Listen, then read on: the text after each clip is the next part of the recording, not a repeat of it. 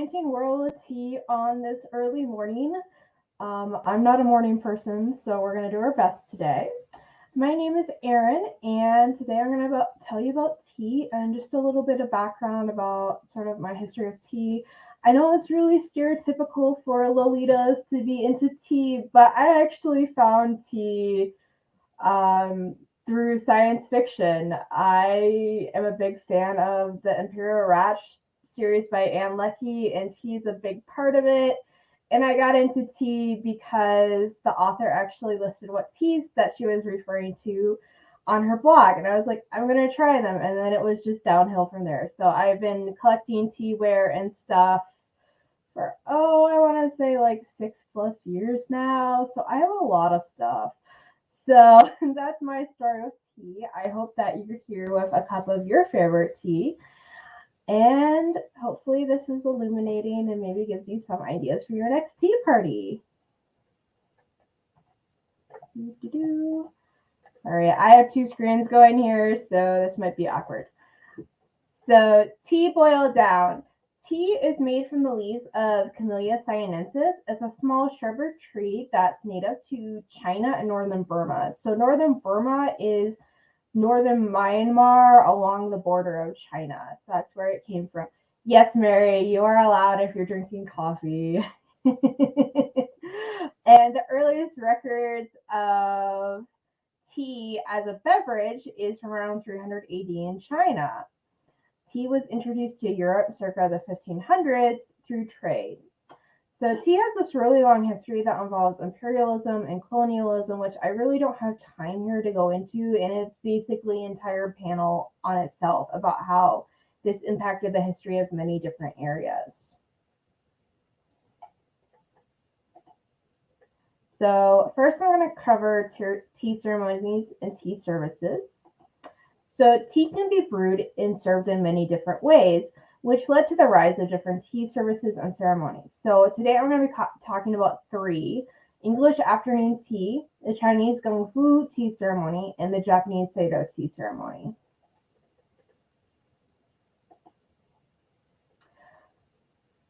So English afternoon tea, that is the one that I'm sure most Lolitas are familiar with, since this tends to be what we do for tea parties. It was popularized by Anna, Duchess of Bedford in the 1800s. So the story goes that, like many other rich people in the era, she had her dinner fashionably late around 8 p.m. Around 4 p.m., she was starting to get hungry. It was a constant problem, and she just finally asked her lady's maid to go and get her some light sandwiches and some tea, and thus afternoon tea was born. And it became very popular in the 1800s and 1900s for upper class women to relax in the afternoon too.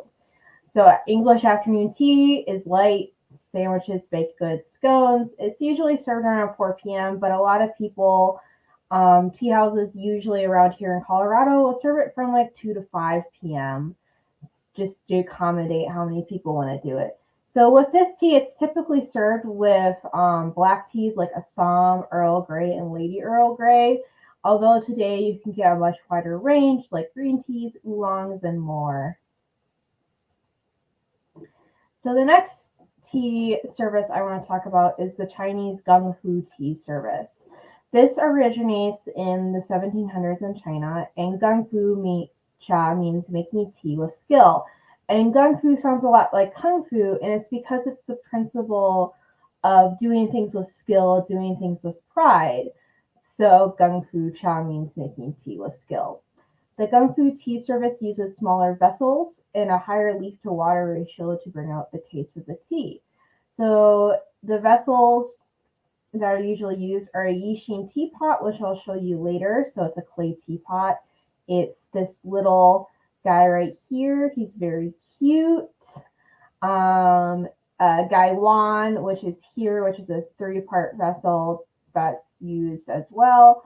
A small pitcher for hot water, and a tea pet, which is this little piggy here, which is a friend to share tea with. I think it's really cute. I have my own tea pets here with me right now. I have a little mini Yishing Teapot. Lid actually comes off. So, and then I have a little bunny. So that's my little bunny. They are very cute. Highly collectible, and I'm going to talk a little bit more about them in a minute, but I love them. They're so cute. They're just nice little friends. So teapots in China, they're these small clay figures that are kept by tea drinkers for good luck. It's actually considered bad luck to drink tea alone by yourself in China. Yeah, mine are all from Kucha and Boulder because my friend used to work there, and I would get their staff discount. Um, so it's also kind of considered a little sad to drink tea by yourself, so that's why teapots were invented. So they're usually made of the same clay as the Yishing Teapot, but they also can be ceramic. And hot tea is poured over the teapot during the service, so it gets a little sip. And this is usually the first infusion of tea, which is called ghost tea. And what's really cool about teapots is they'll change color with time from the tea because you don't really wash them. And then they gain a little tea scent. The most popular one, which is not pictured, is Pee Pee Boy. You can probably guess what it looks like and what it does. Because some teapots, they spurt if you pour room temperature water over it first and then hot water. So yeah, people think Pee Pee Boy is really funny. I've seen some other variations on him, and I don't have one because I would prefer a spurting teapot that's a frog, which is really cute. So the Japanese Sado tea ceremony, I'm going to really simplify this and go not very into depth with this one because there is a lot to it, and this could be an entire panel on itself. I recently went to one, and it was really cool. I highly recommend going to one if you have the opportunity to. So it's also called Janyu. It's a ritualized ceremony of brewing matcha green tea. There's also a version for brewing sencha that's not as commonly done. The Sado tea ceremony was created by Zen master Senno Rikyo in the 1500s. Also, just a quick note, a lot of these words I have only read or heard once. So if I mispronounce something, that's why. So the Sado tea ceremony, it changes seasonally to enhance the enjoyment of tea, which I think is really cool. And there's several schools of practice that you can learn under different tea masters, and they just have different methods of preparing or different like ways that they serve the tea. So the Japanese Sado tea ceremony is typically done in a constructed tea room. It can be its own little house, or it can just be part of a larger building. But it can also be done outside picnic style with tatamari mats. Basically, that's what you need is your tatamari mats.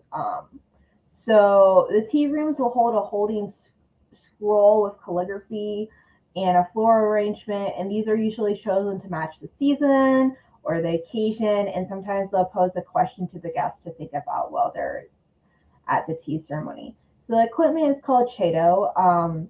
It usually includes a brazier or a hot water kettle. Sometimes it's over a charcoal stove. There's a tea bowl, so that's usually what the guests drink from. They are also called chai wands. There is a whisk to whisk your matcha because otherwise it gets really gloopy and it's kind of gross. A tea scoop to scoop out the matcha, and a tea tray to serve with. So this is, like I said, very simplified because there's a lot more to it. There's like ways that you're supposed to move around the tea house, etc. The ways that you greet your guests I'm not going to cover because I just don't really have time. So guests will arrive into an interior waiting room and store their items and put on fresh socks. So they're usually white tabby socks. When I did my tea ceremony at the Denver Botanic Gardens, they sent me like 5 emails being like, don't forget your white socks. And then I showed up in my white socks and no one else had white socks on. And I was like, I guess I'm the only one who followed directions. Guests will go outside on a waiting bench until summoned by the host. It's usually in a tea garden, which is specifically designed for tea ceremonies. They're usually very private, very pretty. Guests will silent bow to the host and then wash hands at a stone basin and also the mouth. And the guests will enter a tea room through a small door. Now, depending on the tea room, tea house setup, there might be a middle gate between the bench and the tea house that has a small door where you have to bow to get through to show your respect to your host. That was what I experienced when I did the tea ceremony. My friend's knees aren't super great, so they wanted to really go through the small door, and I ended up being on the other side of Lolita, like pulling them up when they were like, "Help, my knees stuck." And once all the guests have arrived, the host welcomes the guest. A meal or snack is served before the tea because with matcha, you really do not want to drink it on an empty stomach because it can give you a stomachache. I know from experience, not a fun time. So it's either light snacks like tea sweets or a full meal, and it just depends on the occasion which one's served and what time of day it is. The tea is prepared and served by the host to the guests. And during this, there's a lot of moments where the host encourages you to admire the teaware, enjoy the tea and your surroundings. And then the host will clean the utensils and the guests leave. This is very simplified. So now it's time to talk about types of tea, which is a fun thing, but there's two parts to this. So I'm going to talk about the tea processing, how it's made, and then also the 6 different kinds. And just to know, I'm not going to go into herbal teas because they're typically not made from Camellia sinensis. They're made from herbs. So I'm focusing just on teas made from the tea plant. So tea has many types. The way the leaves are processed determines what kind of tea it will become. So there's 6 kinds: white, yellow, green, oolong, black, and post-fermented / pur. And after processing, additional things like milk, herbs, and spices will be added to the tea leaves to make a blend. So with loose leaf teas or bag teas, you can either have just the leaf or a blend. So I'm going to show you what that looks like here. So just get my little thing here. So this is a blend. You can see there's some yellow stuff in there and some chunks. So that's like mango and vanilla in with the tea leaves, which are the dark green thing. Let me just grab one out so you can see it. So that's just one of the tea leaves crumpled up. So that's a blend. And I don't currently have any just tea leaves on me because I used that one up last night. So that's what I mean by a blend. And then tea also comes in a variety of shapes and sizes. So you'll have your bags, your loose leaf, and then you'll have like bricks and cakes, and they come in all sorts of sizes and shapes. And sometimes they look like little bird nests or like pieces of bamboo. It's really fun. So tea processing is very much a choose your own adventure in terms of like how you're going to get to the final kind of tea. So basically for one tea leaf kind, just Camellia sinensis, you can get 6 different things, and there's just a bunch of different steps I'm going to talk about. Not all the steps are required for each kind of tea. Not all of them are done. Some of them are done in different steps or stages. So we're going to talk about this, and this is just sort of showing you how the tea processing goes for different kinds and how complicated it can be at times. So the first step is plucking. So tea leaves are plucked from the bushes during spring and summer, and usually it's the terminal part of the branch. So the very tip, and it will be 2 leaves and then a bud of fresh new leaves in the middle. That's typically what tea is made from, but some teas are made from all parts of the plant, which I'll talk about in a bit. And typically this is hand-picked by humans for higher quality teas. Sometimes it will be machine harvested for lower quality teas, but the vast majority of tea is hand-picked. So the next step is withering, which is where the tea leaves are left to wilt, either outdoors in the sun or indoors to remove moisture. They're not let to be completely dry. They're just let to get like kind of wilty. That's what withering is. And then the next thing is disruption. So this sometimes happens with tea, sometimes not. And this is basically where you sort of bruise or tear the leaves to promote oxidation, which is the release of tannins in the leaves to influence the taste. So it can be done by hand. It can be done in these big drums, which have multiple uses in the tea processing. Disruption is most commonly seen with oolong teas, which I'll talk about soon. And the next step, which some teas do and others don't, is oxidation. So this is where teas are left in this climate-controlled room, often on these trays or in these troughs, where they turn darker to release tannins. And this is often carefully controlled because you don't always want to completely oxidize your leaves. So it's a process where you kind of have to keep an eye on what things are doing. And to stop the oxidation, they do a step called fixation or kill green. So this happens when you heat the leaves after they've been sitting there for a while. So you can heat it from anywhere from like 8% oxidation, and they can tell based on the color of the leaves, to 80% oxidation or full oxidation. Yeah, they do smell very good. It's often like very fresh vegetation smell. So like think of like a green tea smell. So the next thing that usually happens is rolling and shaping. So the damp leaves from kill green or just right off from withering or off the bush, they get rolled to be strips or bricks or cakes. So there's actually a machine that will roll it, and it's kind of really fun to watch. I've watched a couple YouTubes on it, and I was like, man, this is ASMR for tea nerds. This is here a traditional press for making tea cakes, which are round. I don't have any with me, but I really like them. And it can also be done by hand as well. And then the final step is drying. So all tea leaves get dried. It doesn't matter what kind, they all get dried. So there's a variety of methods to do it. One of the most popular ways in China is baking it in a wok, in these big woks where they just sort of like fire them and like toss it around. You could also do it in those drums that you saw earlier where it will rotate and air dry it, or you can just leave it outside in the sun. And then the final step, which doesn't always happen, is aging and curing. So this is where you ferment the tea, and it dries fermenting for months to years in storage.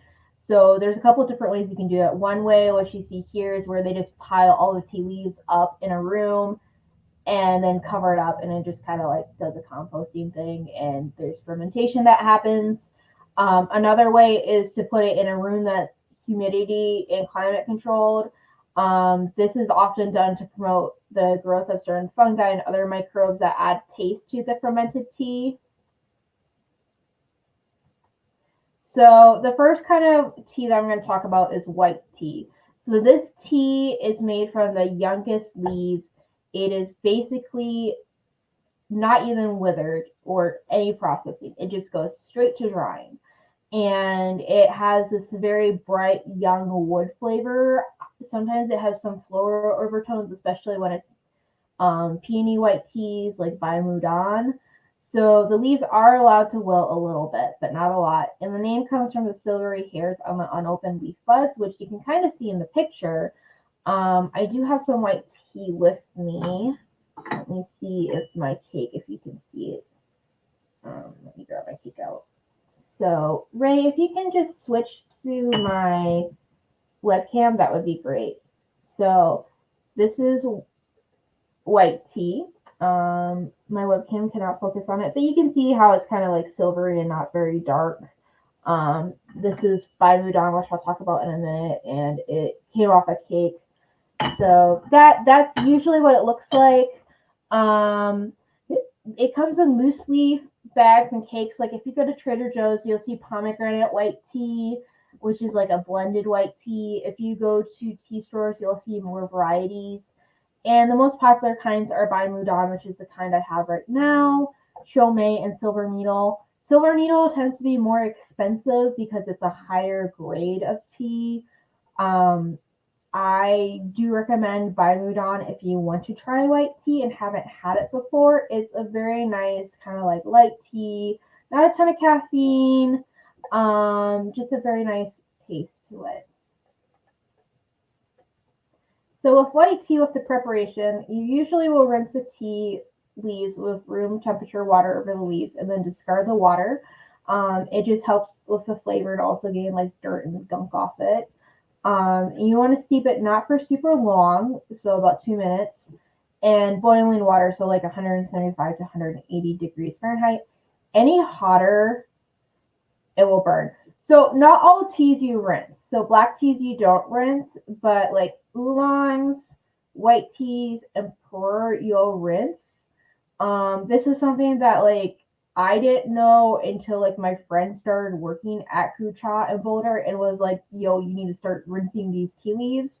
And I was like, "What?" And the leaves are usually good for 2 to 3 reuses. So then there's yellow tea. Now I've never had this for a reason because it's super expensive. It's a very high quality. Um, and it's made by a similar process to green tea, except there's an extra step where you encase the tea leaves and steam them without letting them wilt before you dry. So there's a slight oxidation that gives it kind of like a yellowish color. So that's why it's called yellow tea. It is very expensive. I have not seen it sold in the tea stores around me, so that's why I haven't had it. And since I haven't had it, I had to ask my friend who's worked at a tea store what it tastes like. And they told me it tastes like a marshmallow without the sugar. And I'm not sure what to make of that. They said it's sort of like thick and gelatinous consistency and tastes like bone marrow. So I'm sort of like not sure about this tea. Um, it's there's two popular kinds, so the Chinese Wangcha and the Korean Wangcha. Those are typically the kinds that you'll see, and usually you'll also see them like labeled by what region the tea is grown in. Here. So with yellow tea, you don't rinse it. The steep time is 2 to 3 minutes, and this is a tea that you want to have cooler water for. You do not want to boil it because you will burn the leaves, and it will be astringent and it will be nasty, and you want to keep it below boiling around 160 Fahrenheit. So all my temperatures in Fahrenheit. Sorry for my European friends. I should have put the Celsius in there too. These leaves, you can reuse them up to 6 times, which is really nice. So they may be expensive, but you can like keep using them. So each time you re-steep, you add 30 seconds to the previous steep time. So then there's green tea. Green tea is made from tea leaves that are not wilted or allowed to oxidize. So this is a little different from the white tea where there is some wilting, but this is just like tea leaf, drying, done. So in China, the green teas are pan fired or rotated in drums to dry. So they are very particular about how they make their green tea. They only use the terminal leaves and the terminal buds. They don't use any other part of the bush for their green tea. However, in Japan, it's a different story. They use every piece of the tea plant to make green tea. So that's the difference between Chinese and Japanese greens is just one place uses only the leaves, another place just uses everything. Green tea has this really grassy taste. It's very much like young vegetation. Popular green teas include gunpowder green, where the leaves are tumble dried and rolled into a small pellet about the size of like gunpowder pellets, and that's the picture of the green tea I have there. Matcha, which is the green tea that's ground into a fine powder, and that's the most caffeinated tea made from Camellia sinensis that you can get. So you do want to be careful about when you drink it and how much you drink it. You don't really need a lot of matcha powder to make a good bowl of matcha. And then there's Sencha, which is 80% of all tea produced in Japan. And I don't have that on a slide, but this is really interesting because I tried this recently. But Hojicha is a type of green tea that is made from bencha, which is another Japanese green tea, which is considered lower quality. And it basically was invented in like the early 1900s by this dude in Kyoto who had all this bencha that he couldn't get rid of because he was selling it at a ridiculous price and everyone was like, bro, that's too much. So what he did was he was like, well, I'm gonna like see what happens when I roast it over charcoal. And what happens is instead of getting a tea that has like a green color, you get this dark colored tea and it has this nutty, woody flavor. And that's how Hojicha was born. It was basically a dude trying to get rid of all this bencha. And I highly recommend it if you don't like green teas because of the grassy taste. This one does not taste grassy at all. It's very good. I plan on getting some more for myself. So with green tea, it's another one you do not rinse. The steep time is 1 to 2 minutes because once again, this is one that you do not want to burn the leaves. It will be acrid. It will be nasty. This is part of the reason why I don't like green tea is because I've had it prepared wrong a lot and it's just not good. You do not boil this one. The water temperature should be below boiling between 150 to 175 degrees Fahrenheit. And it helps to warm your steeping container beforehand so the tea water stays hot. But you also want to gradually add more water while drinking instead of putting all the water in at once because if you also steep it too long, then it also will get icky. So Oolong tea, this is another one that I really enjoy, and this one is produced through withering under strong sun, and then allowed to oxidize partially before the leaves are bruised. So with oolong, it can be anywhere from 8% to 80% oxidized, which means oolong teas have a wide range of tastes. Like they can taste anywhere from a very light vegetation to like a more like kind of woody, smoky taste, fruity. There's so many different kinds of oolongs out there, and it's the most popular tea for the Gung Tea Service. And the thing about oolong that's really fun is the name actually means black dragon tea, partially because of the fact that it is baked to stop the oxidation. And popular oolong teas include tea yin. This is my favorite one. It's one of the 10 famous Chinese tea. It's produced in the Anxi region of China and in Taiwan. And with tea yin, you want to look for tea yin that's marked as superior because that means it's higher grade and it's better than tea yin that's not. It's also known as the Iron Goddess of Mercy. That's another name for it. I don't see that used very often in English speaking areas. I've only seen it like used once at a tea house in St. Louis.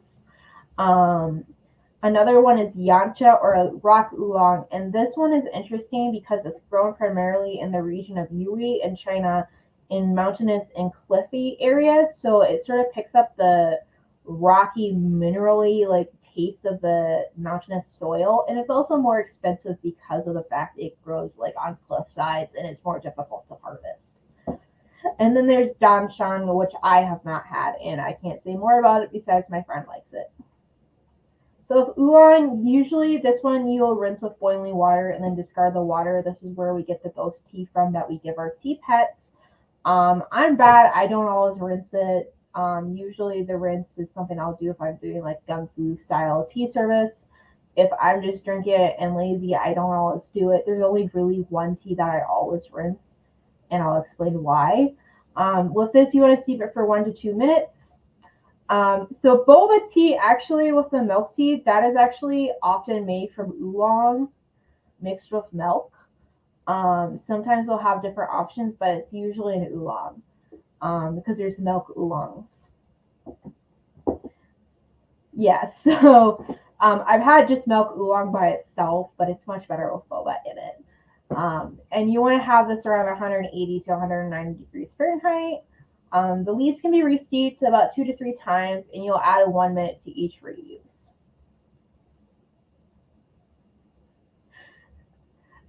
Black tea. So this is one that a lot of people are really familiar with. It's wilted and fully oxidized, hence why it's black. Black tea can retain its taste for several years, so it's actually used in courtesy along the Silk Road and the tea roads. So especially in like places like Tibet or Mongolia, they would trade bricks of black tea for supplies, etc. They're often blended with other plants in flavorings to add taste. And popular black teas include that flying souchong, which my friends all describe as tasting like sausage. I don't know if I get the sausagey taste from it. I get more of like a woody, smoky taste. But I have had sausage that was like prepared in lapsang souchong before, and that is good. Assam, which is an Indian tea, so it's just tea leaves, nothing else added. It's the large leaf variety, and Darjeeling, which is also from India and is a small leaf variety. Masala chai, which is usually Assam added with spices. Yeah, Elia, I recommend tea sausages. They are very good with your breakfast. I have not made them, but I've had them at restaurants, and they're just very hearty. So if you have the chance to try one, go ahead and do it if you eat meat. And then Earl Grey tea, which is usually Assam leaves mixed with bergamot, which is a citrus oil. So with black tea, you don't rinse it. You steep it around 2 to 4 minutes. You want your water hot, so 185 to 190. And these leaves can be reused up to 3 times. You're going to add a minute to each reuse. So fermented tea. This is my favorite. I'm kind of a weirdo with this because it's an acquired taste because it is very strong. So this is tea that's undergone fermentation for several months to several years. Some fermented tea is stored in the humid environments, like I mentioned before, to promote the growth of fungi. And often it's this yellow fungi that you'll actually see with some of these teas. There will be like a little bit of yellow, and that's the fungus. Probably the most popular is Pu'er, which is fermented tea from Yunnan province of China, and I drink this a lot. It has a very strong taste, often with leather or woody undertones. This is something that I don't always recommend to people who are new to different teas, although you can get it in raw and ripe versions. So raw versions haven't been completely fermented. And often with raw versions, you'll find raw pu'ers made from white teas. They often have a lighter taste, but still have that woody taste, but it's not as strong because let me tell you, these things, it's like drinking leather sometimes. I find it pairs really well with chocolate, oddly.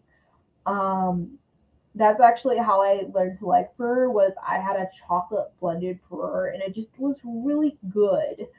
Often they're sold in cakes, and the one here is in a bird's nest shape, so there's like a dimple underneath. And the cakes you'll cut up and use just a little part of each time and like crush it and then brew it. But also a really fun thing that is done is they'll put the loose leaf pu'er inside a dried citrus fruit.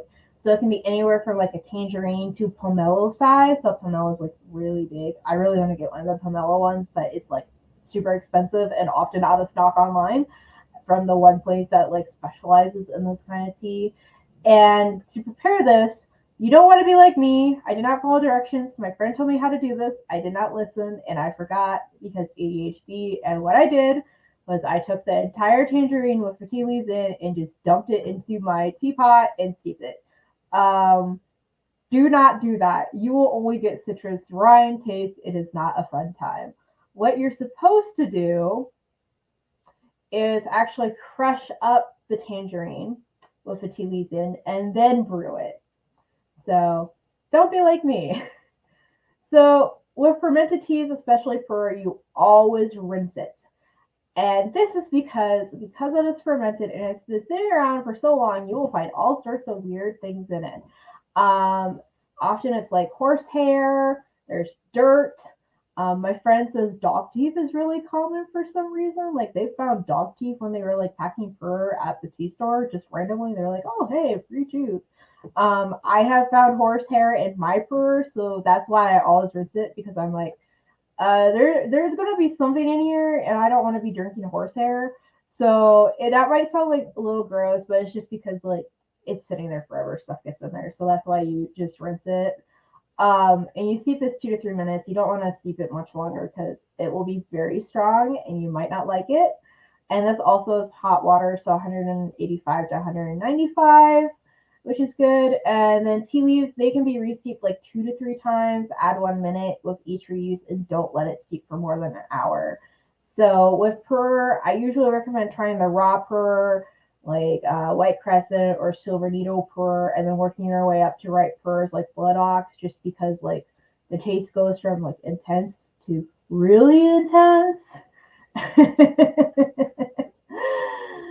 So the world of tea is even bigger. I wanted to give a shout out to these teas that are made from plants that aren't Camellia sinensis because you'll often see these also sold in tea stores. So in North America, especially along the eastern seaboard and the south, the traditional tea made by indigenous peoples was Yaupon tea, which is made from Yaupon holly. So Ilex vomitoria, it's named that because the berries will make humans vomit, but not birds, but the leaves are okay to drink. In South America, there's mate, which is highly caffeinated. Do not drink this if you are on SSRIs. It can cause serotonin syndrome. and it will also make you feel really weird. I found this one out the hard way as well, and it's made from the yerba mate plant, which is another holly. And then in South Africa, yeah, I literally had been drinking mate and been like, why do I feel so weird? And then it turned out it was because of the caffeine level being so high. Um, South Africa is ribose. This is not caffeinated.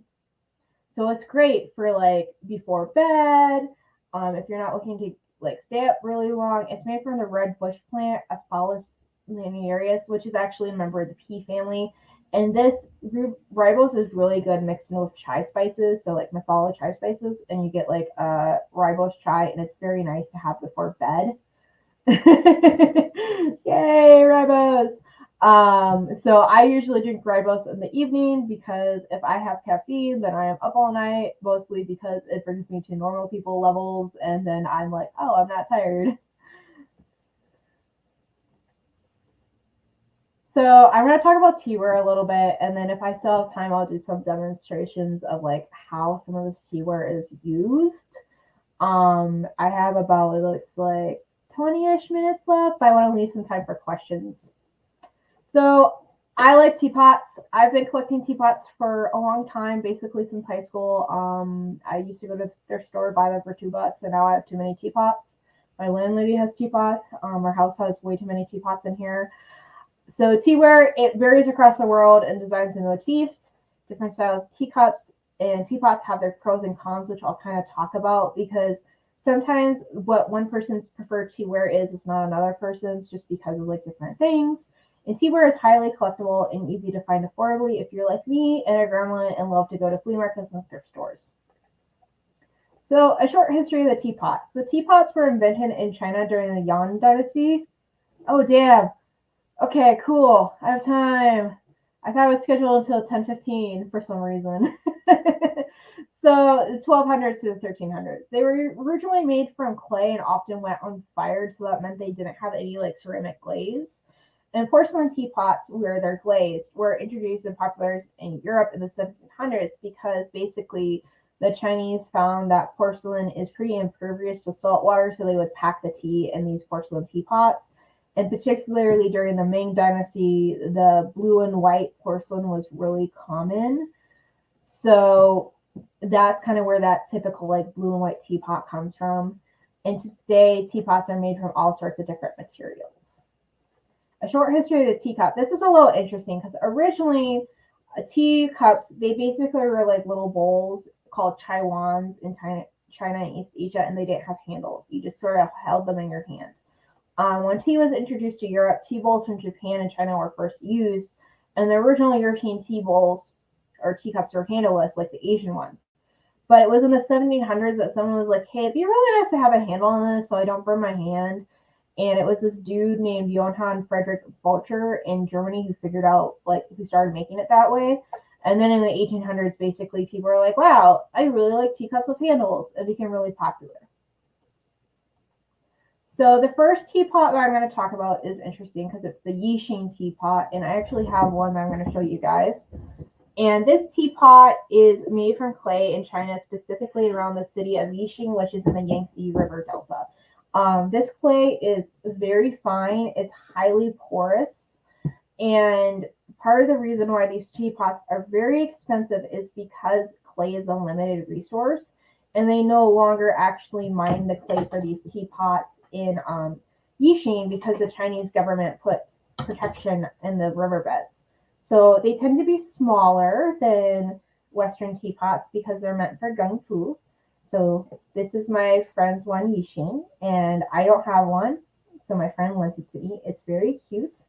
It is made from unfired clay, and usually what people do is they'll use one kind of tea in these. Sometimes they'll only use one kind of like oolong in here, but usually you only want to use it oolong or black tea, etc. Because with these, since they're so porous with the clay, it actually will absorb some of the flavor, and it will kind of like add just a little more body to your tea. That's part of the reason why people like these. You can find them in purple, red, and yellow clay. They come in all sorts of shapes, and often they're just plain little teapots, but sometimes in the picture you can see there's like more fanciful styles, or like they're fish or little like lion dogs. So I like them because they're really cute. I think they're fun. They are a little more high maintenance. You never want to wash these with a detergent because of how porous the clay is. You'll just have soap taste forever.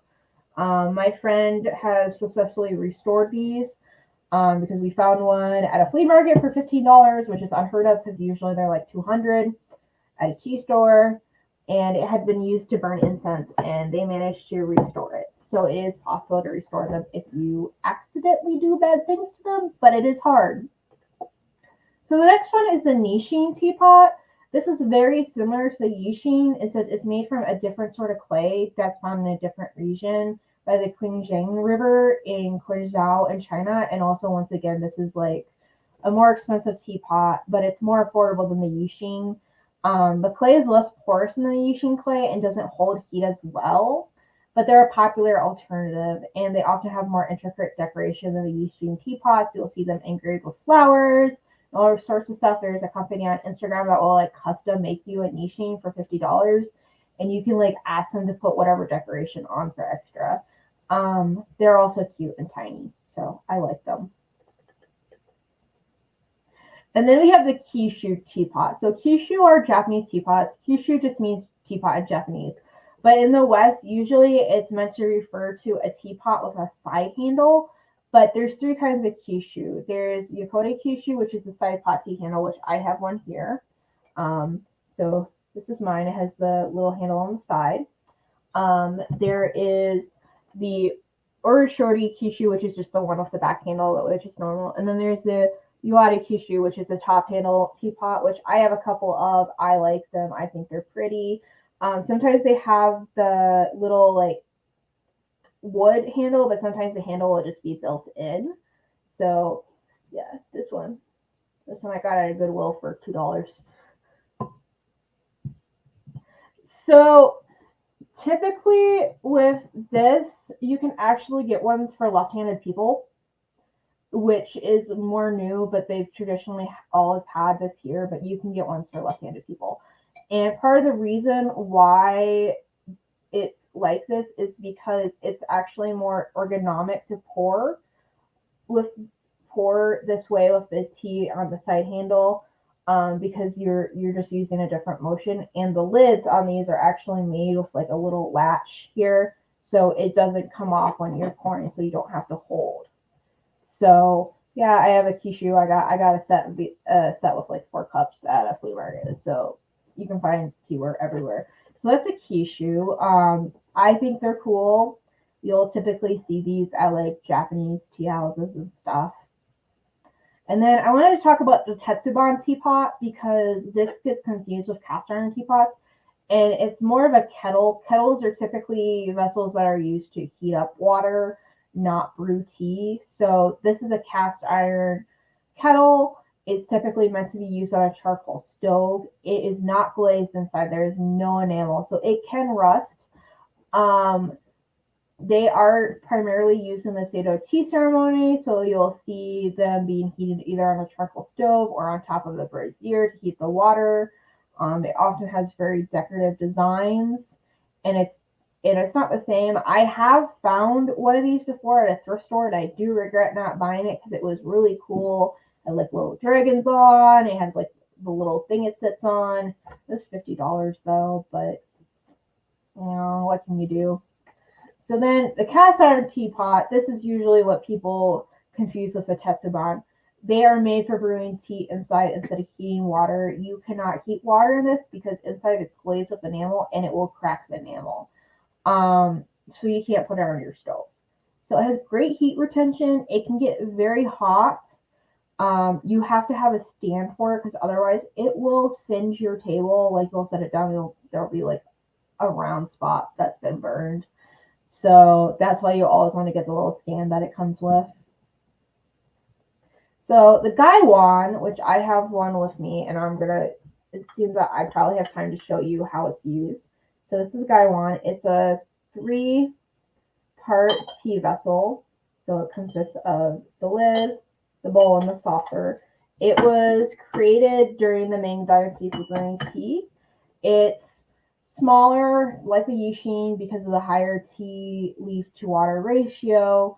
It's made with a variety of materials. You can find them in porcelain, you can find them in glass, you can even find them in cast iron, which I don't recommend because it's hot.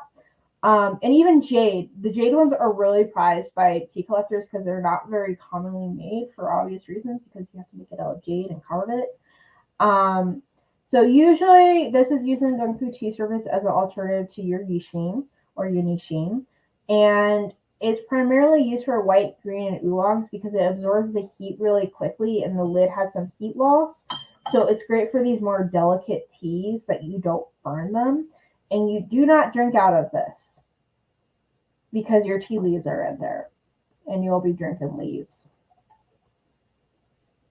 So the Moroccan teapot is something that I wanted to mention because they are really pretty. They're stainless steel teapots specifically for brewing Moroccan or Maghrebi mint tea. So since they're stainless steel, you can put them on the stove for heating water and brew your tea inside. Often they'll come in a set with like a nice tray and some pretty glasses because with Moroccan tea, there's a tea ceremony, which is usually done by the male head of the house to show hospitality to guests, where tea is served 3 times from this throughout the day. And Moroccan mint tea is really interesting because it's made from gunpowder green tea, fresh mint leaves, sugar, and then served hot in the ornate glasses. It's really good. Highly recommend, especially if you can get it from an authentic Moroccan place. So samovars, I just wanted to mention these because I think they're fun.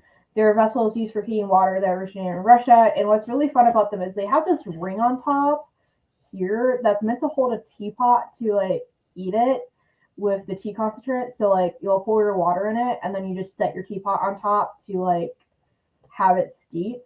It's typically like heated with charcoal or kindling, but modern samovars have electric heating now. My one friend's dad has all these antique Russian samovars just around the house. It's really fun. They can often be really ornate. So like this one's like made from like enamel on the outside. It has like its little tray and little cups. So, and then the Brown Betty is a British rounded teapot with a brown glaze. It's originally made from clay from Staffordshire. I don't think it's made from those anymore. It has a higher heat retention. The Victorians love this teapot because they thought it made the best tea because the shape would let the tea leaves sort of like swirl around when they poured the water in. I don't know if that like actually makes tea any better, but that's what they thought.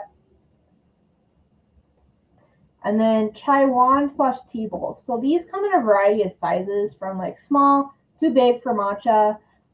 They're originally from China. They arrived in Japan in the 1200s, and Japan just like went crazy for them because they're like, wow, we can make them big and then we can prepare our matcha in there. Taiwan styles vary across Asian countries from taper shapes to cylindrical shapes. So they have seasonality as well, that you can get a thicker walled Taiwan for the winter to hold the heat in, and then like thinner ones for the summer. So in the Sado tea ceremony, you'll see like the Taiwan style like vary with seasonality as well.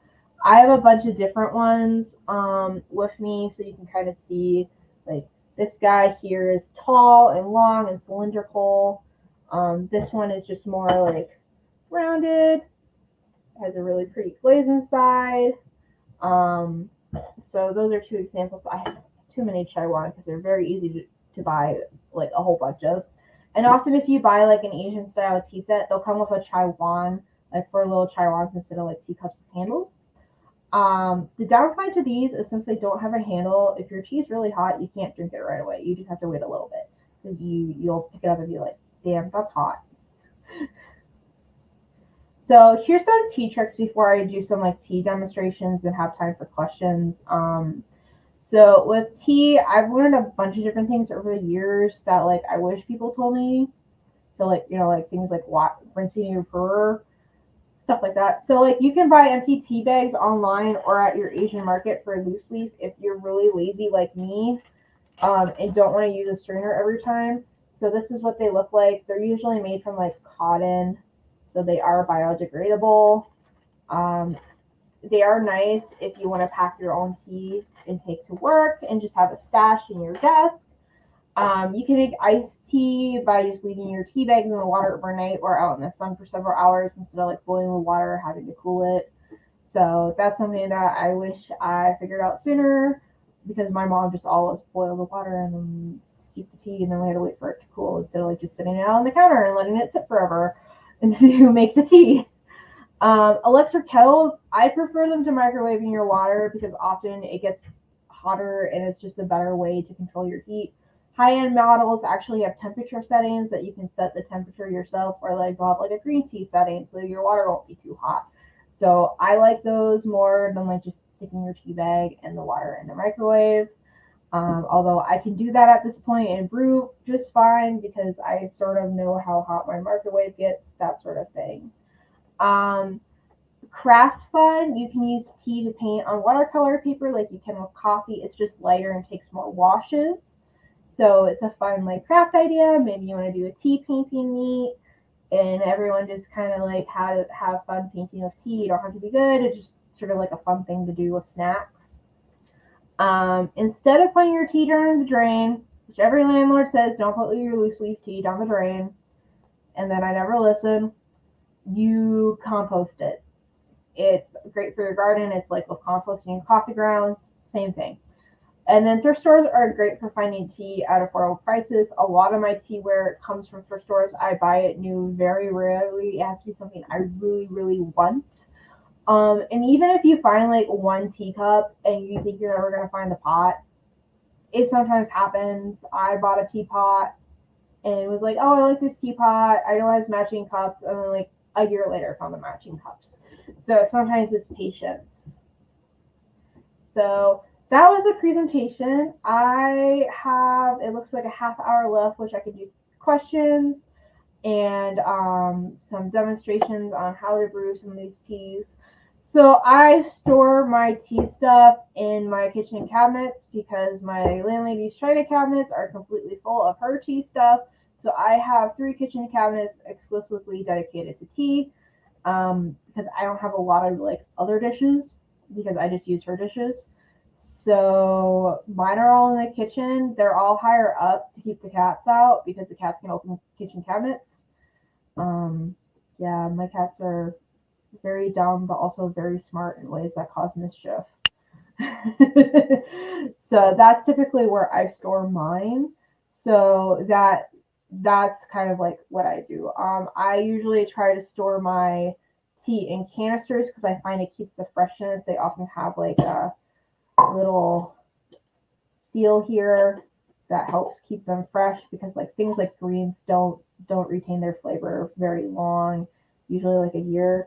Meredith, my favorite kind of tea is either tea Guyan, oolong, or white crescent pu'er. These are both things that you can buy at Kucha House of Tea, which has several locations around Colorado and also online. White crescent pu'er is made from white tea. It is a raw pu'er. It's nice for like a lighter flavor if I don't want to drink something as strong as like blood ox. There's a reason why blood ox is called blood ox. It's because it's very dark and it basically will kick you like a cow. Other tea places that you can get stuff from is like Adagio, which I think Elliot mentioned. Davis Tea in Canada. If you buy from Davis Tea a lot, they give you free stuff. My Canadian friends swear by it. I used to buy teas from like a local tea store in my hometown in Florida and then it closed. But generally with tea stores, often they source their tea personally and like you can talk to the owners and they'll tell you where it comes from. Like Kucha, they go to China and like specifically pick out from there and like they know where it comes from and like who's working there and what the working conditions are and if it's ethical or not. So yeah, Q-pot tea is also where I really wish there was like a Q-pot in the US because like I really want to go and like I love their jewelry and their food looks so good.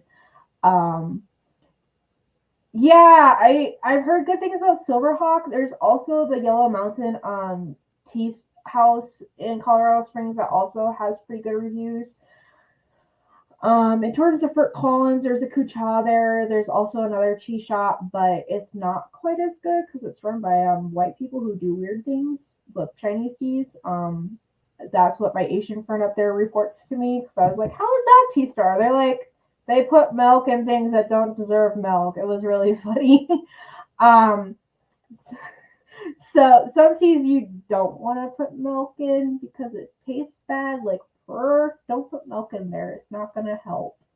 Um, so apparently they just put milk in everything.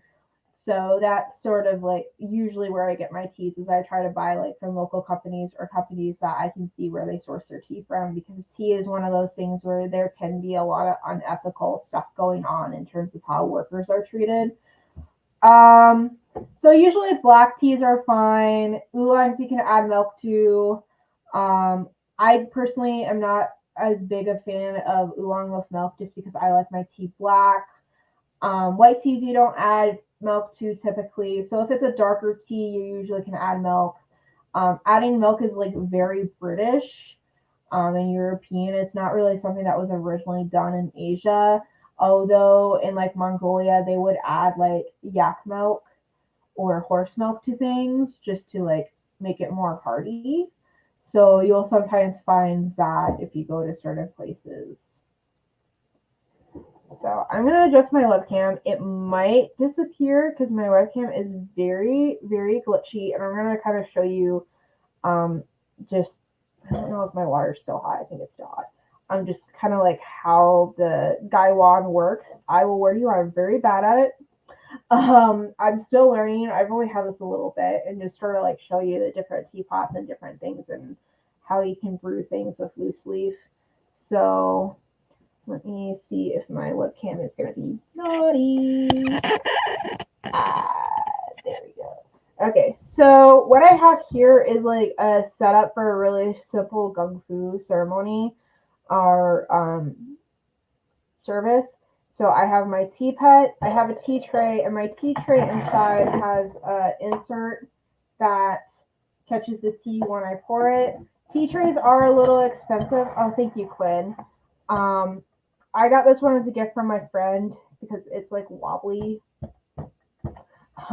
They normally are not wobbly, so I got the defective one for free. So I have my teapots. I have my Taiwan, which is a little larger than what you typically use with a Gaiwan. I have my Gaiwan here. I'm not gonna. I think I can rinse. Because I have Bai Mudan in here, which is a white tea. So not really sure how hot my water is though.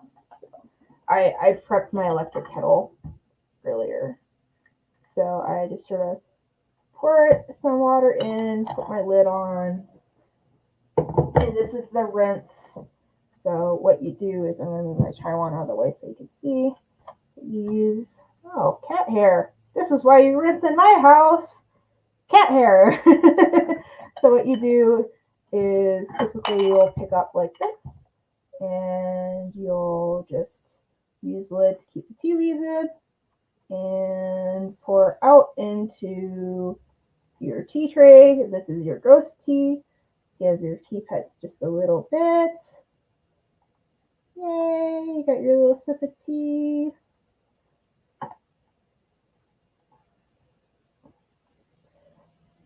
Teapots are really fun. You can collect a whole bunch of different shapes. One I found recently, which is also kind of not safe for work, is Big Titty Lady, where she squirts from her titties, and I kind of want her. And there's also one that is like a very fat cat that I kind of want. Okay, so I put my second infusion in. So this is going to sit and be the actual tea. So I'm going to let it sit for 2 minutes. Once you get good at brewing tea, usually you can tell by the color when it's done. I've gotten that way for like oolongs and that sort of thing. So and I'm going to keep the lid on just to keep the heat in, but since there's a lid, it releases some of the heat, which makes the white tea a little easier to steep and not get like gross. So I'm gonna let it just sit. Bring my Taiwan back. And also, like, if with your teapots, don't wash them with detergent if they're made from clay. Same issue because the clay is really porous. The ceramic ones you can. I typically just rinse mine off just to make sure like there's not cat hair stuck on them.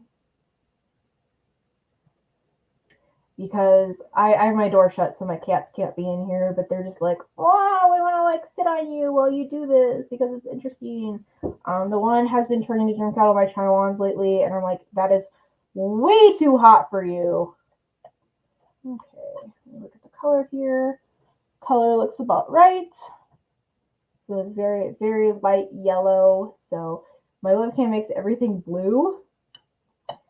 So I'll just, there we go. Pour some in. And part of the reason why I'm not very good is I still get like little itty bits of leaf in here when I pour, which you're not supposed to. So yes, that's how you brew with a gaiwan. It does take some practice to get used to pouring with it, so that's part of the reason why like my hand's a little shaky. So that's the gaiwan. Let me taste this to see if I brewed it long enough. And I did, so that's good. I'm gonna set this one aside real quick, and I'll show you what the kishu looks like when you pour it. So I'm gonna just move these aside down there. My gaiwan. I'm not gonna brew actual tea in it. I'm just gonna put some water in so you can see what it looks like.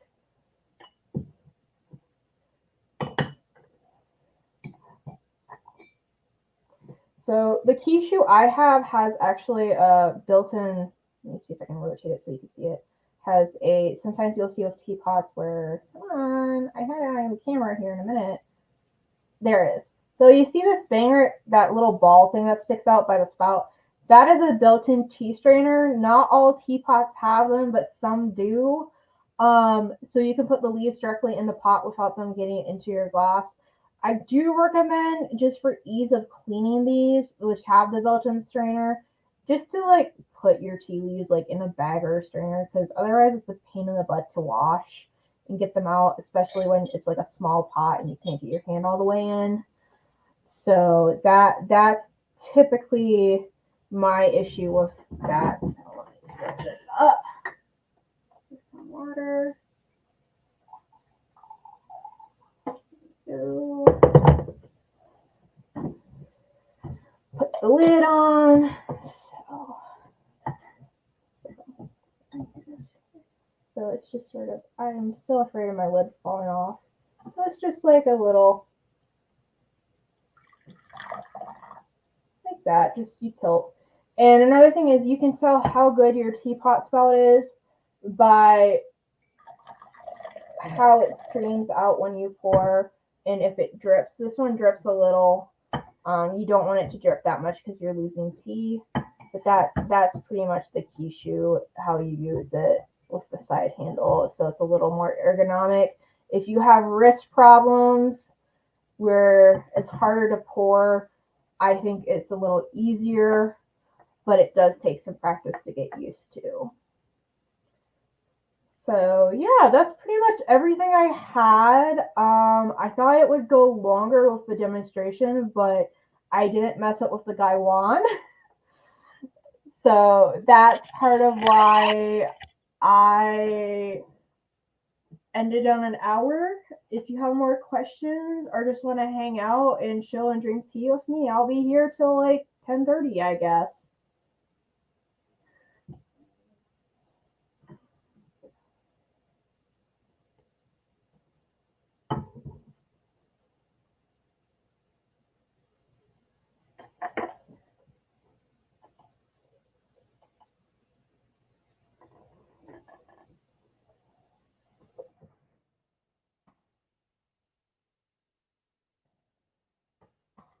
Yeah, let me go see if they're inside. I might be able to like catch it.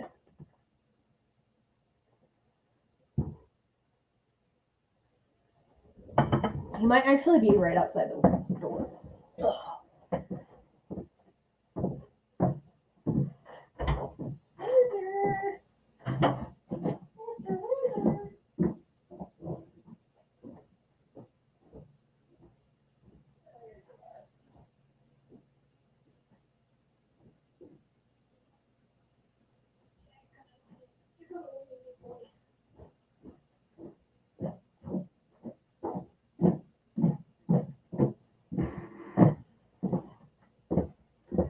This is Wizard. He is 15 pounds of mischief. He's the one who can open cabinets. He's very dumb. He's my baby, though. That's right. You're my dumb boy. He's actually named after a Shakespeare character, but he was born on Halloween. So he's a Halloween kitty. That's right, you're a Halloween kitty. Yeah. Now he's just gonna sit on me like this, like a weird old man. Yeah. So that's Wizard. He's the one that you'll probably hear me talk about the most at meets because he's the one who does the most stuff. The other one, Miranda, who I posted on the server, the gray fluffy one, she's outside. I have no idea where she is. She normally doesn't like it when I pick her up and carry her around. But I was trying to take a core picture earlier, and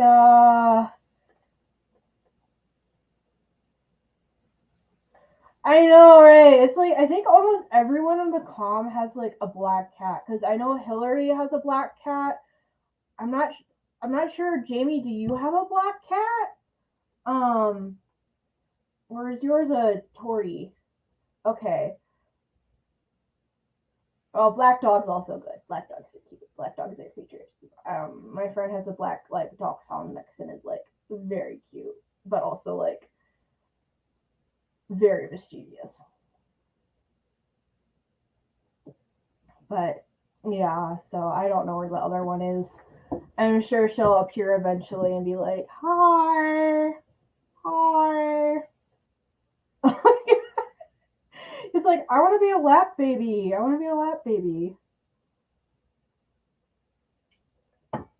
Mm-hmm. Yeah, so Willard's gone back to go sit in his favorite chair. And yeah, that's pretty much everything I have. So so with tea ceremonies, I started getting interested in them because I was drinking tea and I knew there were like different ways that tea was served and prepared. Like my sister, when she was little, she went to like an English afternoon tea party for her friend's birthday, and really, there's not a lot of places in my hometown. Good luck, Elio, if you're Sando. I hope it turns out pretty. There's not really a lot of places in my hometown where like you can go and do like afternoon tea or like a tea ceremony. But growing up in Florida, I grew up about an hour and a half with traffic. It's more like an hour without traffic, north of the Murakami Museum and Gardens, which is an interesting piece of Florida history because there was the Yamato colony, which was attempt by these Japanese businessmen to pineapple farm in Florida. So they sent a bunch of people over with their families and stuff and formed this community in Delray Beach called the Yamato colony. It failed because of pineapple disease coming to the US where it just killed everything, and that's why pineapples are now grown in Hawaii because they don't have the nematode there. So the remnants of the Yamato colony got turned into Japanese gardens, and this house in Stephen is a Japanese cultural center, and they offered tea ceremonies on the weekends, and I always wanted to go, and no one else wanted to go with me. So that's kind of how I got interested in it. Was basically it was the thing I wanted to do, and no one else would do it with me. And like, so that's how I got interested in the Seido ceremony. But with Gung Fu, I got interested in it because my friend was working at Kucha House of Tea and got trained on how to do it. And I just go over to their house and they would practice Gung Fu on me because I was there, so I could sit and just drink tea and hang out, and it was just really nice. And then I started learning how to do it too. So that's how I got interested in them, because it's a thing I knew people did, but it's also like a thing that no one else would do with me because my family are not really into tea.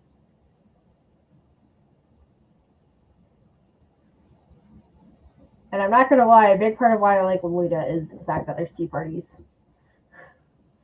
So every time I do a tea party meet, I'm like, I want to talk about tea and all this other stuff because there's so much I can talk about.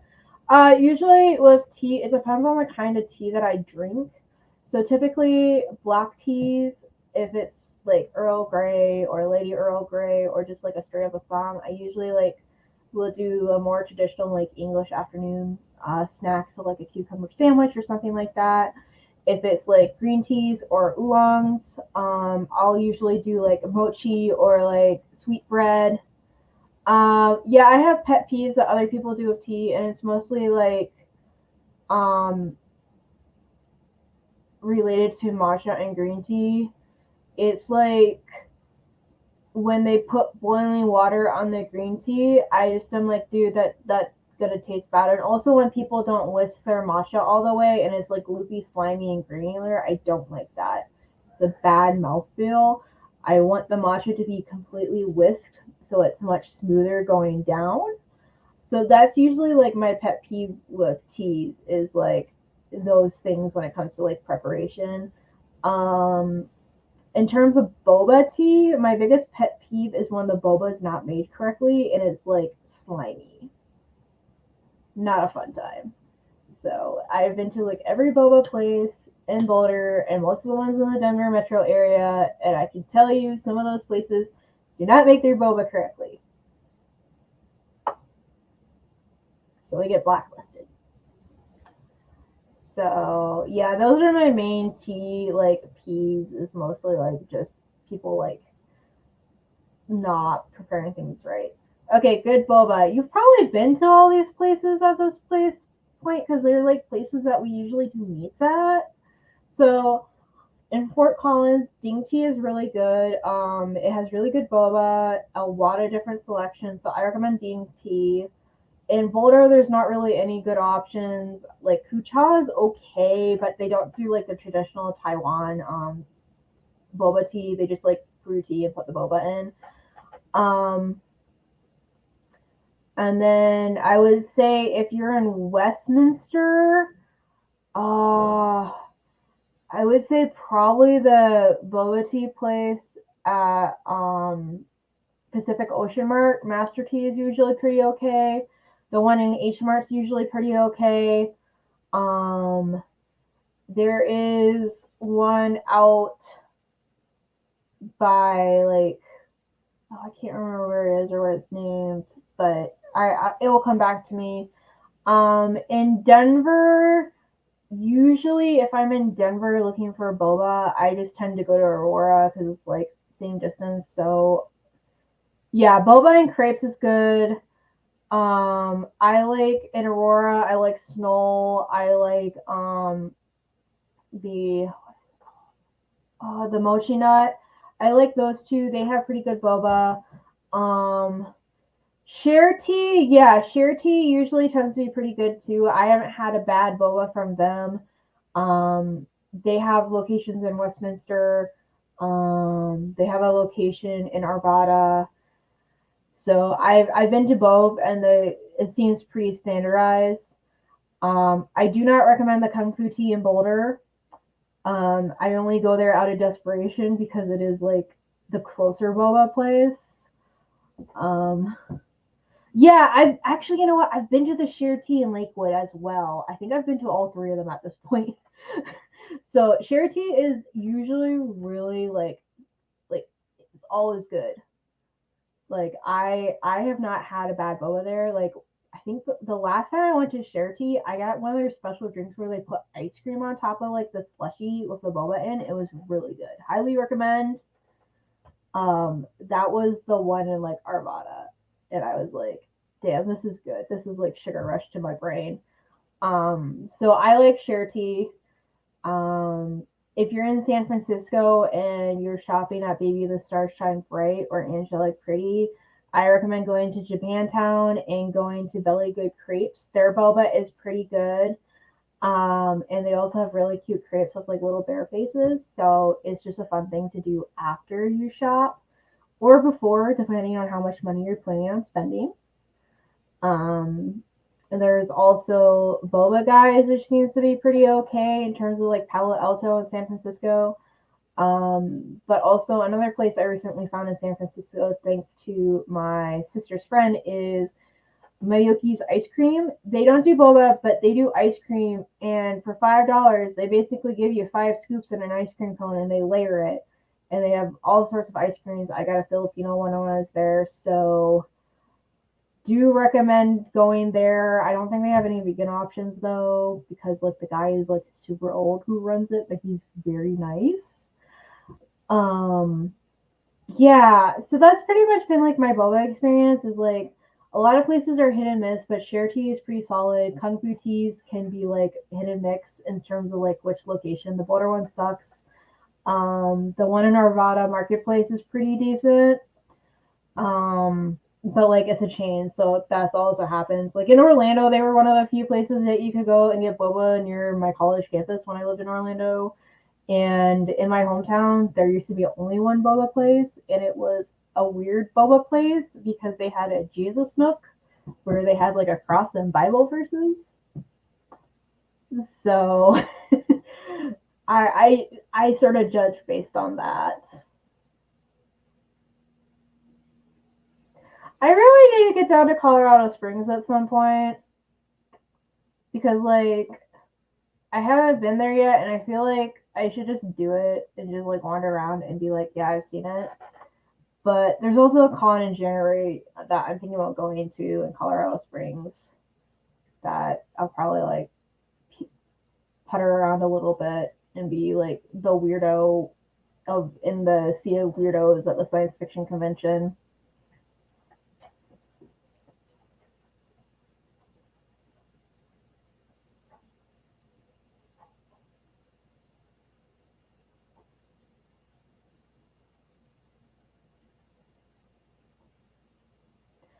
Yeah, I think that one's in. Yeah, I heard about that one. I usually do like the science fiction con circuit, so I don't really do anime cons anymore because I find them really overwhelming. Um, the last one I went to was it had to be like 2016. It's been so long since I've been to an anime con. Um, the science fiction ones I do are like they're more like focused on like books and like publishing in a way, and a lot of times it's mostly like older people, so it's like a little less crazy, but it's crazy in a different way. That it's not like you have people running around screaming in cosplay. You just have old people fighting about Dune, which is really funny. So I tend to go to those because they're just easier on me in terms of like getting overwhelmed. I have not been to that one. I've been to very few because basically I started going and the COVID happened. So I've been to WorldCon. I wanted to go to WizCon and then COVID happened, so I haven't been to any cons. Um, I wanted to go to Armadillo Con, but that's in Texas. But the one I'm going to probably go to in January, that's a literary con, is Coastline in Colorado Springs because they're having Martha Wells as an author guest, and I really like her murder bot books, so that's why I'm going, and it's also around my birthday. There's also Mile High Con in Denver, which is the sister con to Coastline. Um, so those are like the sister ones. The other big ones are like Boscone. DragonCon has a literary track, but DragonCon is just so much that I'm like, oh, I don't want to go. But yeah, usually with the con circuit that I look at is usually basically like WizCon and whatever is happening in Colorado, whatever happening in Florida, and sometimes things like Boscone or like North American science fiction and fantasy con, which happens when WorldCon isn't in the US. Um, the Nebula Awards conference, that one is usually like pretty good because half of it's online. It's in LA, so that's why I haven't gone. My friend went, but that was because she was nominated for a Nebula, so she kind of had to go. But yeah, I'll have to look into BuboniCon. Um, because I'm pretty sure it's part of the World Con circuit. So yeah. I thought about going to World Fantasy when it was in Utah, but World Fantasy is sort of like a cesspool. Yeah, they don't have a good reputation. There's also Sirens in Colorado, but that one is weird for me because of gender, because it's like focused on women in science fiction, but now they've expanded it to marginalized genders, but it's also like primarily women. So it's a little weird, but a lot of people really like that one because it's smaller and more intimate, and they have a lot of writing workshops, and they have like a masquerade ball, which everyone gets like dressed up, where it's like not a cosplay contest, it's like a straight up like ball. Because a lot of times, like when you see masquerade ball, it's the cosplay contest with the science fiction cons. Yeah, so that's sort of like what I usually do for cons because I find it like way less loud. um, but yeah, it tends to be an older crowd, so I gotta represent the younger people. Yay! Yeah, so if you have any other tea questions, I have about 10 minutes left of this panel, and I really hope that you guys enjoy the tea party later today. I won't be at any of them just because I am horrible at that sort of thing, and I am also very tired from getting up early and getting dressed. And I'm sure you guys are all going to have really fun. It sounded like the tea party last night was a lot of fun as well from what I saw in the Discord. Thank you to Rose Foray for doing these virtual events. They are really great, especially in terms of accessibility. Like, especially for people like me who have chronic illness or live with someone who's high risk for COVID and can't always get out. Because that's something I've noticed is there's way less virtual events. And this is something that my friend complains about in the science fiction world because we stopped doing virtual events and now she can't go to any of them. So it's really nice when we have these virtual events because one, I get to see like people in the chat that I don't normally get to see because either they're like all the way down in Durango.